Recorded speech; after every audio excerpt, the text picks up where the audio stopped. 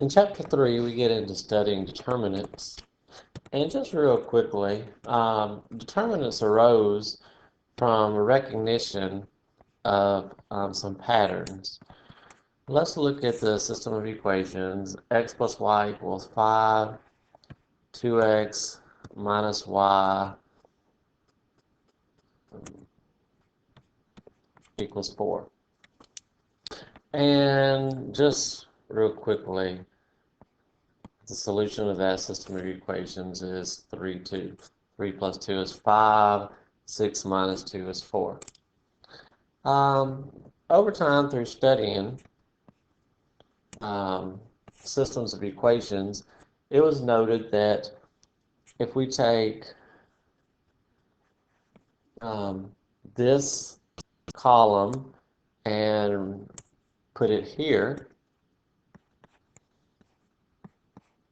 and then multiply this product minus this product, and divide it by this product minus this product,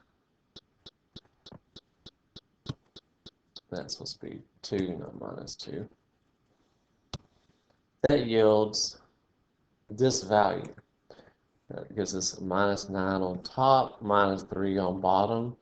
That divided does give us 3. To get the 2, if we replace the y column with the 5 and the 4,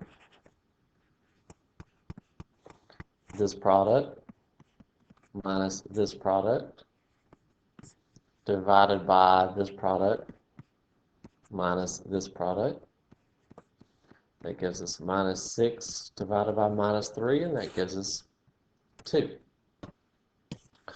And the product we calculated there, the number we got when we did this product minus that product, that's known as the determinant. So if we look at the coefficient matrix, multiplying down this diagonal minus the product up that diagonal, that yields us the determinant of that matrix. So the symbols we use are either to say the determinant of that matrix, or to drop the brackets and use what resembles absolute value bars. And that also means the determinant. So the determinant of that matrix, minus 1, minus 2, is minus 3. So there are multiple uses for determinants. So the first several sections, we're just going to get into, well, how do we calculate determinants of various sizes? What are some different properties of determinants? So let's do one more 2 by 2. Let's suppose we take 3, 2, 1, 0, and we want to calculate that determinant. So that diagonal minus that diagonal, so 0 minus 2. So the determinant of that matrix would be negative 2. As we get into larger matrices, for example, 3 by 3,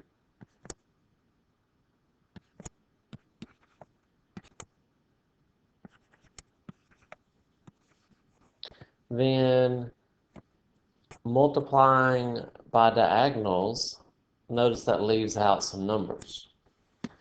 So we need to define some terms. If we define the term a minor, and we use the notation capital M, I, J, that's the matrix yielded by crossing out the ith row, jth column. So if we are looking for the minor 1, 1, then we cross out the first row, first column, and the numbers that are left make up that minor. And I guess for now, let's leave this as a matrix. So crossing out that row and that column, this is minor 1, 1.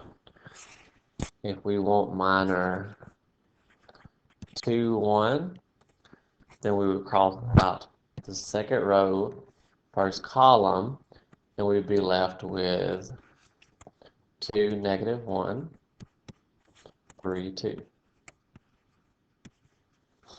So that's called a minor. A cofactor is given, we use a capital C to represent the cofactor, and the ij cofactor comes from doing that ij minor times negative 1 raised to the I plus j power, where again I plus j, that's the row and column. So when we did minor 1, 1, if we wanted the cofactor there, it would be that minor times negative 1 raised to the 1 plus 1 power. So if this is an even, of course, that's going to be positive 1. If this is odd, that's going to be negative 1. So anytime our row and column add up to an even, then our cofactor is basically just the minor. Anytime our row and column add up to an odd value, the cofactor is basically the opposite of the minor, so negative 1 times the minor. So if we take this again, so if we look at the cofactor 2, 1, minor 2, 1 was 2, negative 1, 3, 2, and then the coefficient for the negative 1 out front raised to the 2 plus 1 power, that's odd. Negative to an odd power is negative.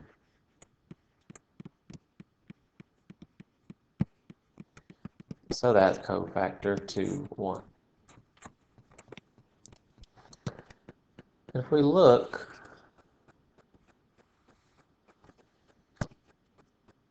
this is row 1, column 1, row 1, column 2, row 1, column 3.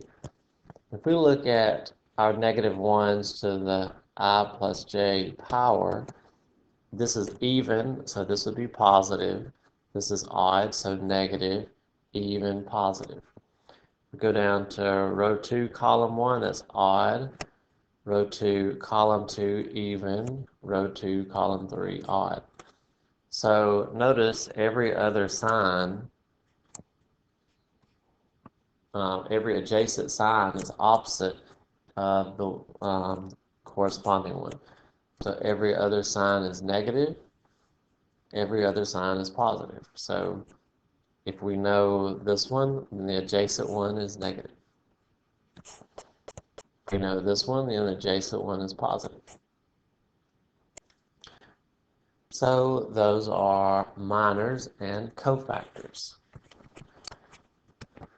So for matrices larger than 2 by 2, and I don't think I mentioned this earlier, but only square matrices have determinants, or can we take the determinants of using this property? If we take, for example, matrix A, that's a 3 by 3,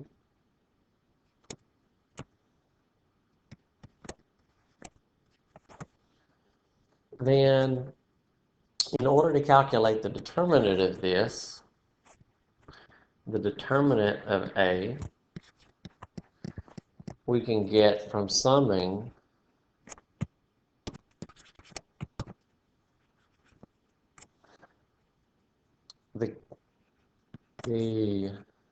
we can go across this first row and we can take the value in the ij place, the element in the ij place, times the cofactor.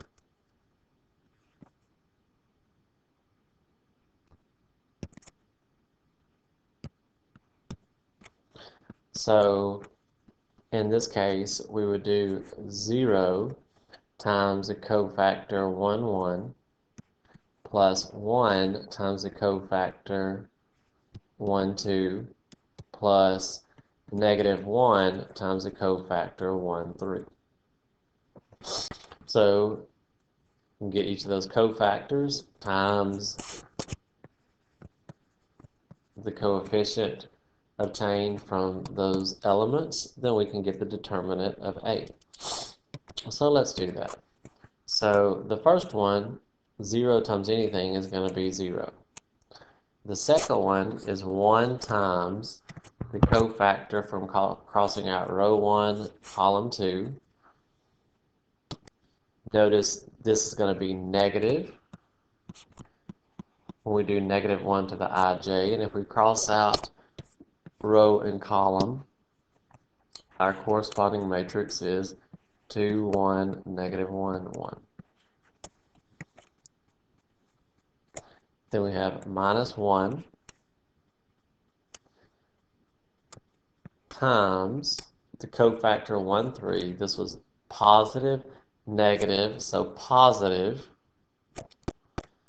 If we cross out row and column, we get 2, 1, -1, 2. So we calculate each of those determinants, then we'll have the determinant of A. So this is -1 times 2 minus -1 minus 4 minus -1. So the determinant of A is -1 times 3 minus 5, so -8. So again, we take each of these elements times the cofactor that corresponds with those elements by crossing out row and column, and then do -1 to the I plus j power. Now, for a 3 by 3, it turns out there is a shortcut for calculating those determinants. If we'll take the first two columns and copy them over,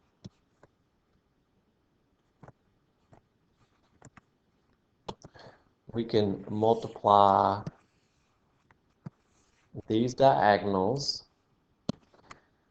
0 times anything is 0. 1 times -1 is -1. -1 times 2 is -4. And then calculate these diagonals, multiply them. -1 times -1 is 1. 2 times 1 times 0 is 0. 1 times 2 times 1 is 2. If we add the bottom up, add the top up, and do the bottom minus the top, that'll give us, did I erase it? I guess I did. That'll give us the same thing we get when we expand across the row, that top row. So that's the determinant of A. Now let's do another one.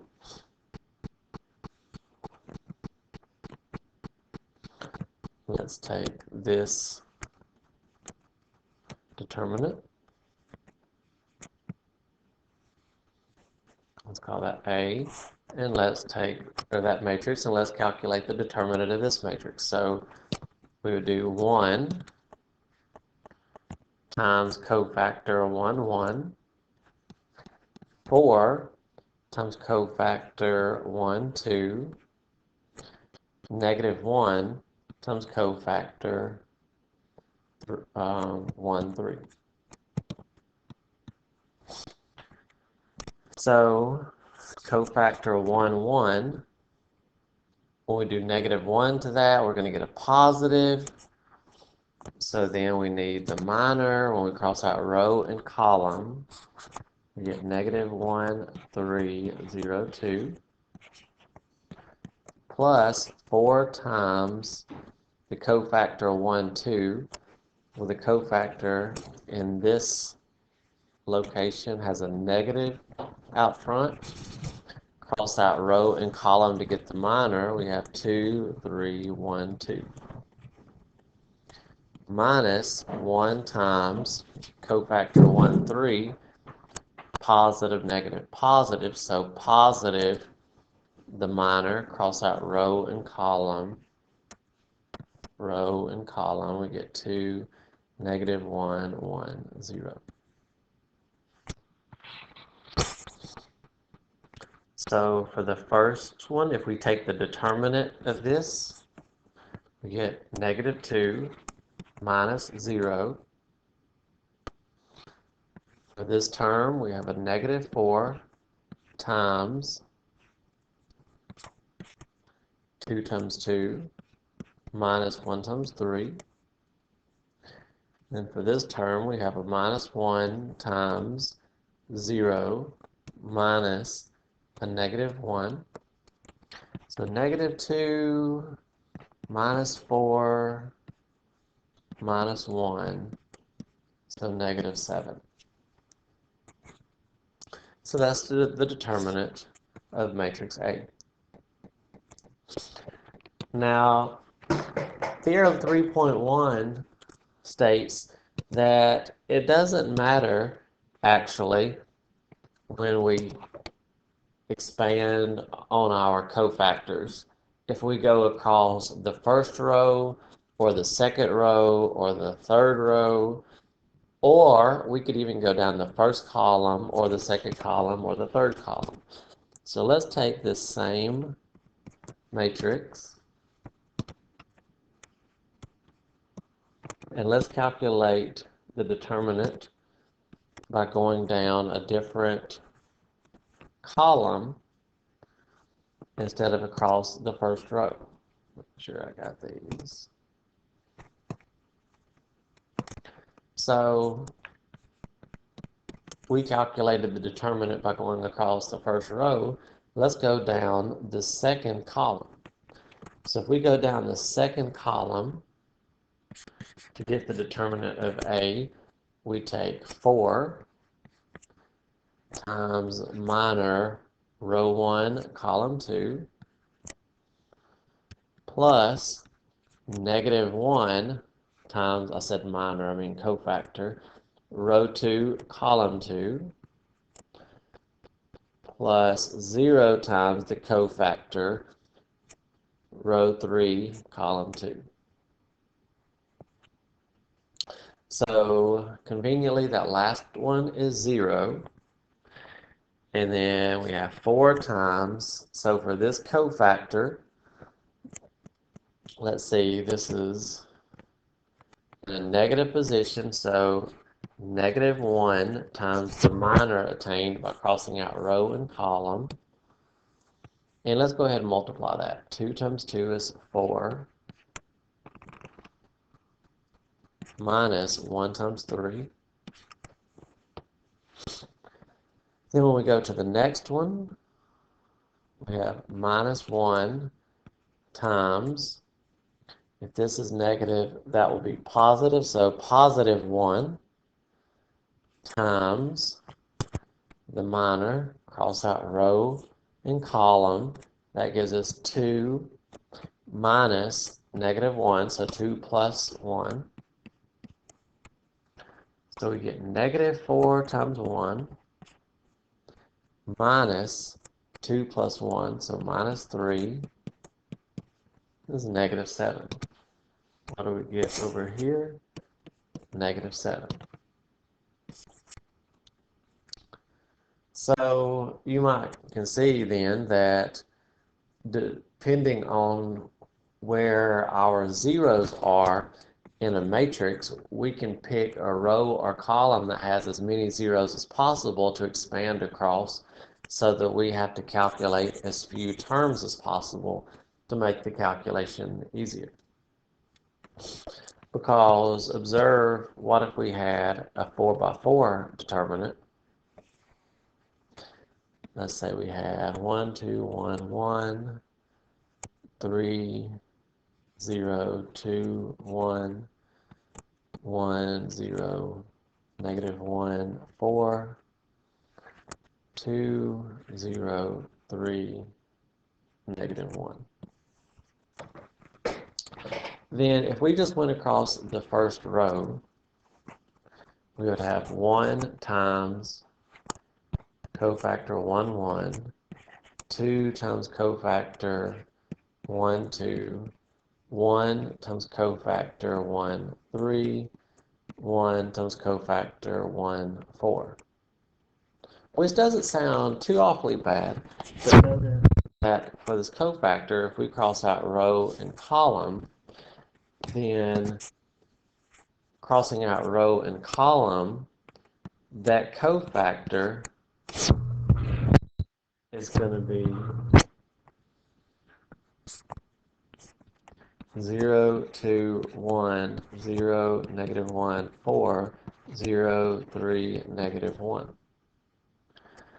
So we would have to calculate the determinant of a 3 by 3, which takes 3 2 by 2 determinants. So there 3 for this one, 3 for that one, 3 for that one, 3 for that one. So where over here we calculated at most 3 2 by 2 determinants, for a 4 by 4 we would have to calculate 12 2 by 2 determinants.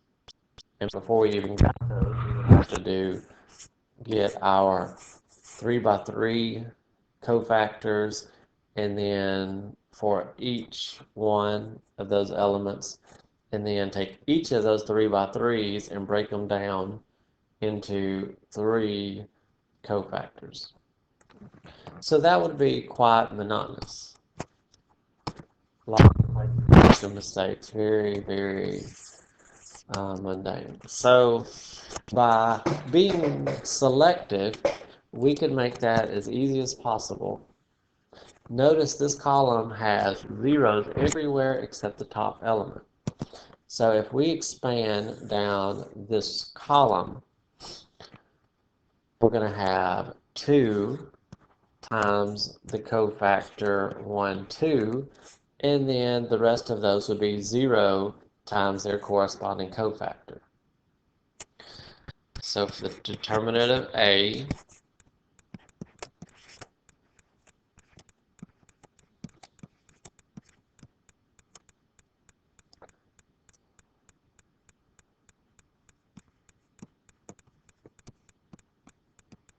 we only need that one.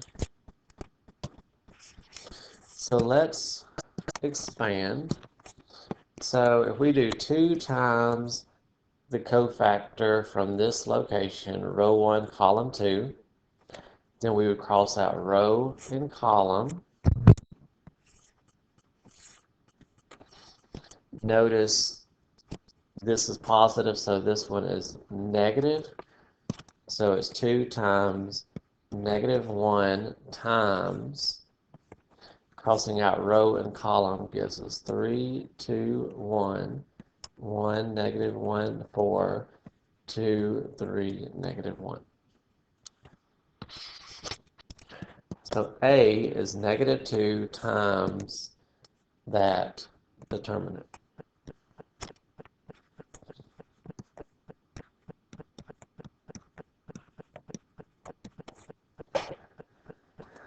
So once we get that determinant, multiply it times negative 2, and we have the determinant of A. So let's just go across the first row. There are no zeros, so no real advantage to doing any other row or any other column. So we have a negative 2 out front,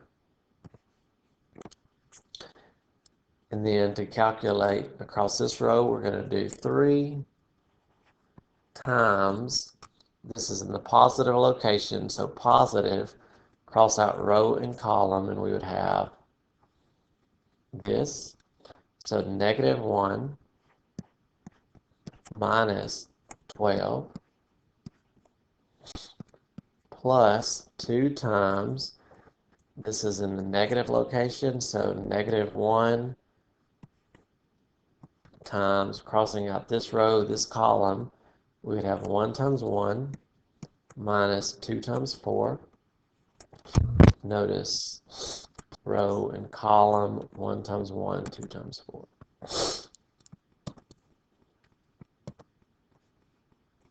And then lastly, we would have plus 1 times, this is in the positive position, so positive, we cross out row and column, we have 3 minus -2.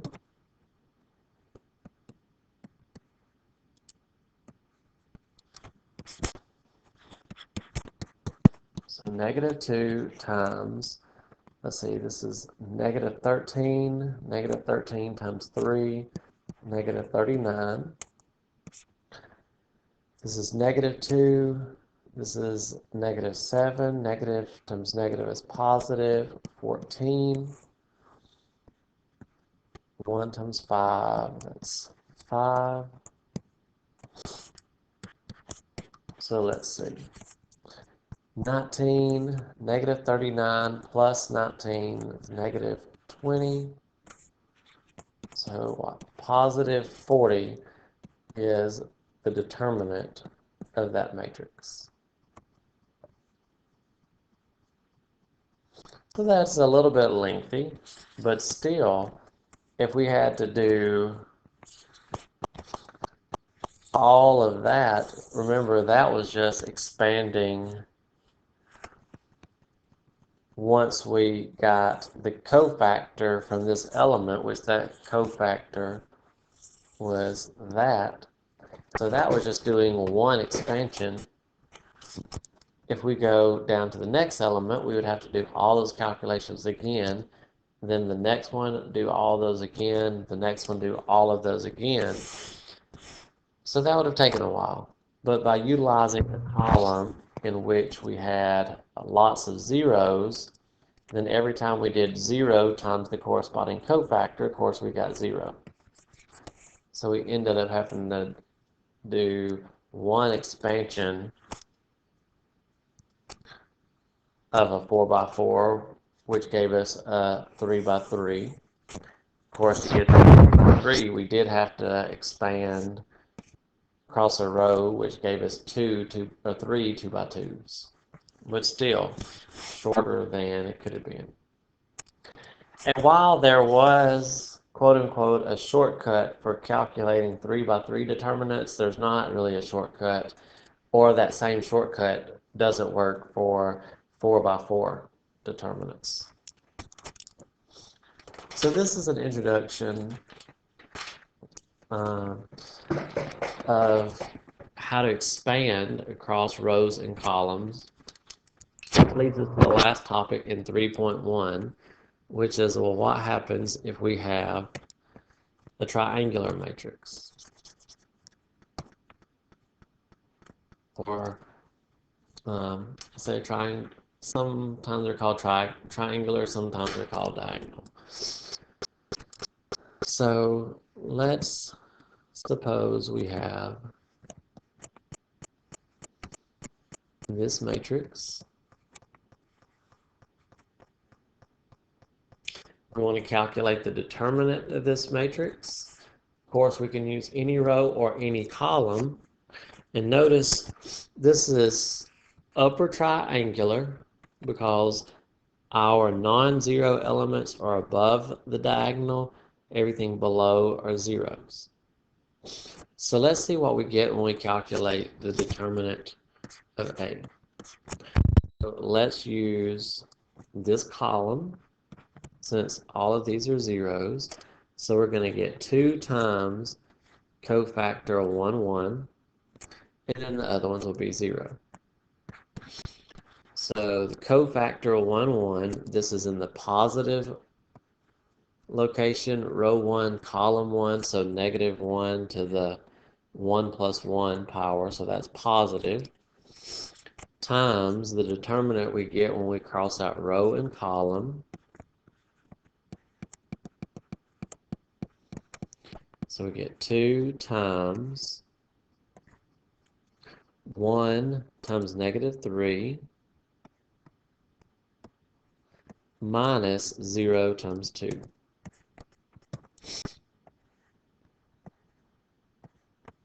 Notice 0 times 2 is 0, so that goes away. And notice what we have left. We have 2 times 1 times negative 3. This marker is wanting to mess up on me.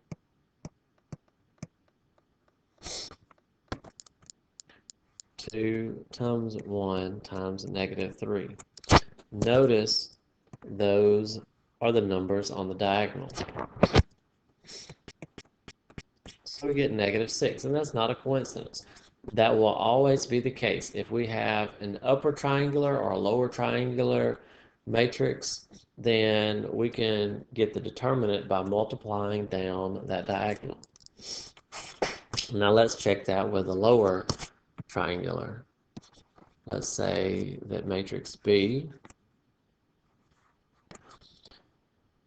is 3, 0, 0, 2, negative 1, 0, 1, 4, 5.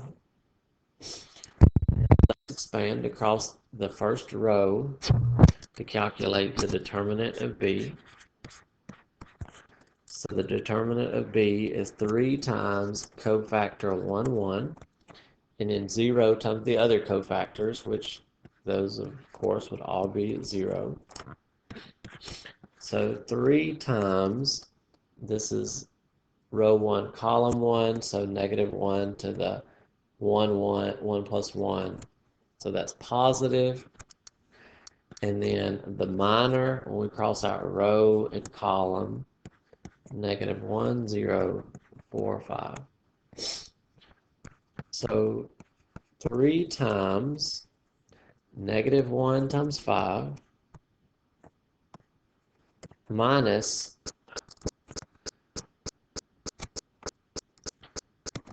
here it is again. Let's see, sometimes this acts up.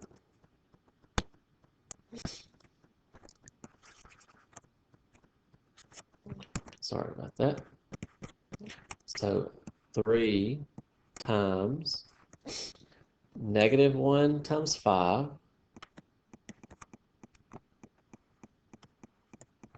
minus 4 times 0.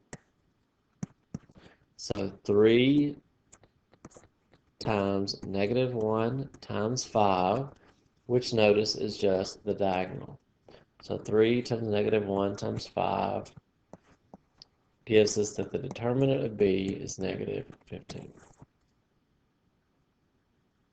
So as we get into the next section, we're going to utilize the fact that if we have an upper or lower triangular matrix, just multiplying down the diagonal gives us the determinant, and we know how to make things upper triangular. We just put them in row echelon form. Of course, we could put things in lower triangular also, but usually upper triangular is what we get. So if we put things in row echelon, we can easily calculate the determinant, and there is a relationship between the determinant of a matrix and the determinant that you would get when you take that matrix and put it in row echelon form. So we'll look at that as we get into 3.2. But this is an overview and an introduction of calculating determinants.